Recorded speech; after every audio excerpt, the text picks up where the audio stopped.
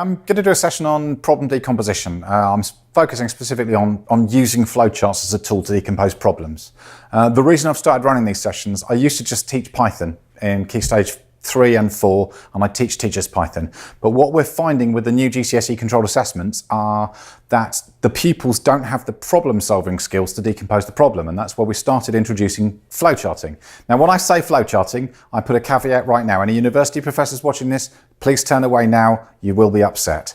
I also try and make this memorable and easy for the kids when we teach. So when I introduce flowcharting, I only introduce 4 shapes. Okay? 4 shapes is all we've got. Forget the rest of them. We only need 4 at GCSE. And those shapes are, as you can see on the slide next to me, the wine gum. The wine gum children can always remember, preferably taught with a pack of wine gums on hand, they will never forget. The wine gum is used to start a routine, stop a routine, or if we're making subroutines, once we get to a higher level, we label a subroutine and we can call it using the wine gum. Now, I can teach this in Key Stage 2 as well as 3 and 4. So don't be put off if you do primary, okay? Once we've got wine gums out of the way, we deal with the wonky rectangle. The kids will now start shouting that it's a trapezium, sir, it's a trapezium. No, it's not, it's a wonky rectangle. Somebody took a rectangle and they squashed it, okay? It's a wonky rectangle. They will remember a wonky rectangle because they're convinced it's a trapezium, and then when you tell them that the maths department will hate them forever, that's fine. I can live with it if they remember. The wonky rectangle is used for input and output.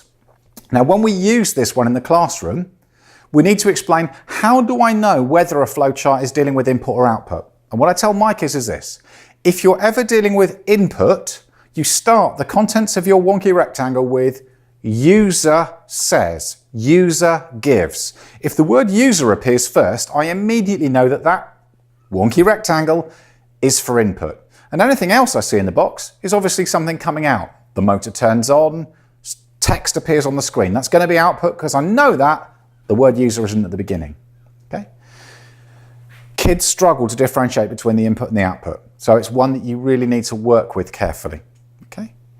Once you've got rid of the wonky rectangle and they're happy with input and output, we can then move on to diamonds are a girl's best friend. Diamonds are for making a yes-no, a binary decision. Okay. Now, common misconception, it doesn't have to be a yes-no decision. I'm going to give you an example in a minute where one of the diamonds, if we were to solve the problem, would be, have you got a cat or a dog? And I can ask the question, is it a cat or a dog? And my output could be cat or dog. It's still a binary decision. There are 2 outcomes. There are 2 lines coming from my box. Now, when you're dealing with diamonds in flowcharts, another handy hint, if you've got a number of outcomes from a decision, you have the same number of diamonds as you have outcomes minus 1. So however many outcomes, take 1 away, that's the number of diamonds you should have. Popular misconception with kids is that you can do more than one thing in 1 diamond and have 5 or 6 or 7 lines coming out. That's not how it works. Keep it simple. They may be able to do that in later life, but we're not there yet. So decisions. And the next box is not the process box. The next box is the everything else box. The diamond is also a process. If we start talking about a process box, we're going to confuse our kids when we start talking about what is and is not a process. So this basically is the everything else box. If it doesn't fit in an input or an output, it's not a start, a stop, or a subroutine, and it's definitely not a decision, then it goes in the everything else box. Now, this covers a whole range of sins, but it makes it really easy for the kids to understand what box to use in what situation. Now, there's a second skill to add to this, and that's the skill of decomposing the problem itself. So if you look on the next slide, I know the text's small, sorry about that. This task was taken from an OCR SAM, so the exemplar OCR SAM from many, many years ago on the A453. And the task we're dealing with here is you've got to create a program that takes a user's input in years for a pet. It's either a cat or a dog.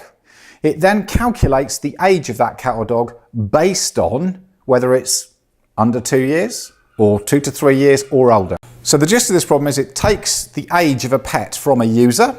It will then calculate the equivalent age in human years depending on whether this is a cat or a dog. Well, if we look at this problem, all the problems your students meet are essentially designed to be solved by them. This makes life a lot easier. It works for a GCSE spec as well as the normal classroom stuff. If you look at the problem, the first line is designing test a program to convert dog or cat years into human equivalents. Well, there's obviously no program happening at this point.